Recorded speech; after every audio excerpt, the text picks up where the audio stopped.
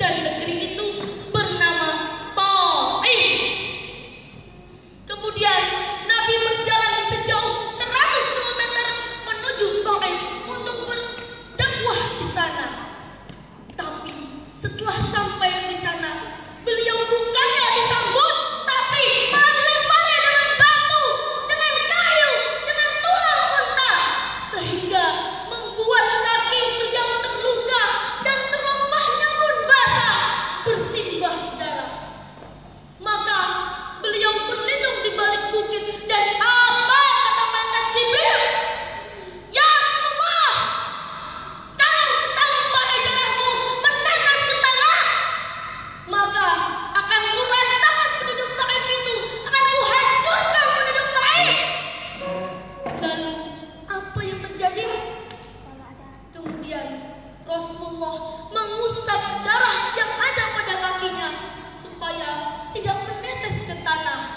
Subhanallah, andai di posisi itu kita yang menjadi nabi, mungkin sudah kita gosok-gosokkan darah itu ke tanah supaya Taif itu dihancurkan oleh malaikat Jibril alaihissalam.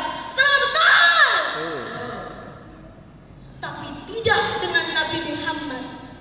Beliau memaafkan penduduk Taif walaupun beliau mampu untuk membalasnya. Kemudian Nabi mengadu kepada Allah Subhanahu wa taala. Allahumma ilaika ashku dhulma quwwati wa qillata hillati mahwani 'alan nas ya arhamar rahimin. Ya Allah, aku mengadukan kelemahanku, kekurangan daya upayaku di hadapan manusia. Mereka merendahkan dan menjatuhkan aku, ya Allah. Lalu apa yang terjadi? Kemudian datang malakul jibal, yaitu malaikat penjaga gunung-gunung. Ya Rasulullah, tunjukkanlah dua bukit terbesar yang ada di Mekah, maka akan aku cabut, akan aku timpakan ke penduduk Taif yang telah mengejek, melemparimu, akan kuratakan mereka semua dengan tanah. Saudaraku, andai di posisi itu kita yang menjadi nabi, wahai nabi, tunjukkanlah dua bukit terbesar yang ada di Mekah, akan aku cabut, akan aku ratakan penduduk Taif yang telah mengejek, melemparimu, akan kuratakan mereka semua. Maka kita akan menjawab, wahai malaikat, jangan pakai nama, ratakan penduduk Taif itu. Betul apa betul? Tapi Nabi Muhammad dengan sabarnya beliau berkata, semoga Allah melahirkan anak dari keturunan mereka, orang-orang yang taat beribadah hanya kepada Allah semata dan tidak mempersekutukannya dengan apapun jua. Akhirnya terkabullah doa Nabi Muhammad. Seluruh penduduk Taif memeluk agama Islam. Amin Allahumma amin. Hadirin yang dimuliakan Allah Subhanahu wa taala, Isra Mi'raj adalah cara Allah untuk menghibur Nabi Muhammad SAW. Hadirin yang dimuliakan